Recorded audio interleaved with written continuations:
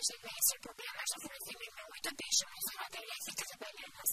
Janë disa zona të cilat përballen në mungesën e ujit të pishëm dhe një ndryshim cimentes nga mungesa e vaditive. Të tokave bujqësore, si pasojë e dugtimit të kanaleve vaditëse. Kjo ndërmarrje ujësjellësi në Top Elenar, Benka Çori, duhet për radio televizionar, por së shqetësuese mbetet mungesa e investimeve në zonat e ndryshme. Pasimi pse projektet janë gati, këto të fundit të mungesës të fondeve nuk realizohen. Në disa ndërhyrje shikëfuncion ka bërë për shkak të këtij sezoni si fshati Dukaj, Majkosh e Kalivarç.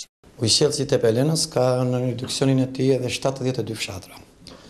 Që nga viti që shkoi neve kemi parë gjendjen aktuale, gjendja shumë e mjerueshme, por duke parë pozicionin gjeografik shumica e atyre ha me vetë rrjedhje dhe problematika më e madhe e tyre do të jetë në sinën e verës, ku dhe sasia e ujit bie në përburime. Kemi ndërhyrë në fshatin Dukaj, është gjendja shumë e mirë nën kontroll. Kemi ndërhyrë në fshatin Dragot dhe jemi në punën e sipër dhe në fshatin Lekël, që ma përmendet për problematikën. Fshati Lekël, duke përfituar që ka dhe burimin që vjen për në qytetin e Tepelenës, ujë marrin vetëm një pjesë e fshatit me rrugë 24 orë dhe një pjesë tjetër merr furnizim me pompë sepse tillë është pozicioni gjeografik. Duke qenë që ata janë mësuar me ujë që kanë shpërdoruar dhe për vaditje, çka neve kemi në jurisdiksionin tonë, në licencën tonë që neve do të përgjigjemi popullatës vetëm me ujë të pishëm 24 orë. Kjo është obligimi dhe detyra jonë.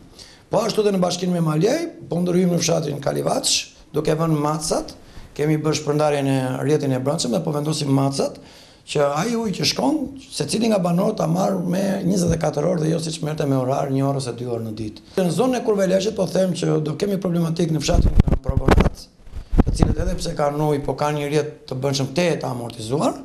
Kemi në krajin në zonën e Lopsit, siç janë fshatat Dëmblan dhe Sinanaj, të cilët ishin jashtë funksionit deri pak kohësh, sepse nuk ishin pompat në gjendje pune transformatorët. Deri tani është normalizuar situata, po do ndërhyjmë me rrjetin e brendshëm pastaj shumë për të dëshiruar. Ai ujë që shkon nuk shkon tek banorët sepse rrjeti është i amortizuar.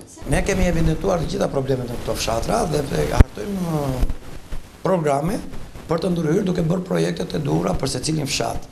Por sot për sot neve jemi duke bërë zgjidhjet më emergjente, pra që popullata të mos të ri pa ujë.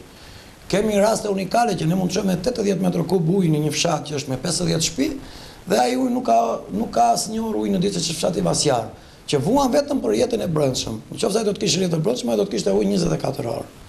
Dhe këtu na lind edhe problematika sepse nëse banorët nuk e kanë ujin 24 orë dhe pagesa do të lësh shumë për të dëshiruar nga ana e tyre.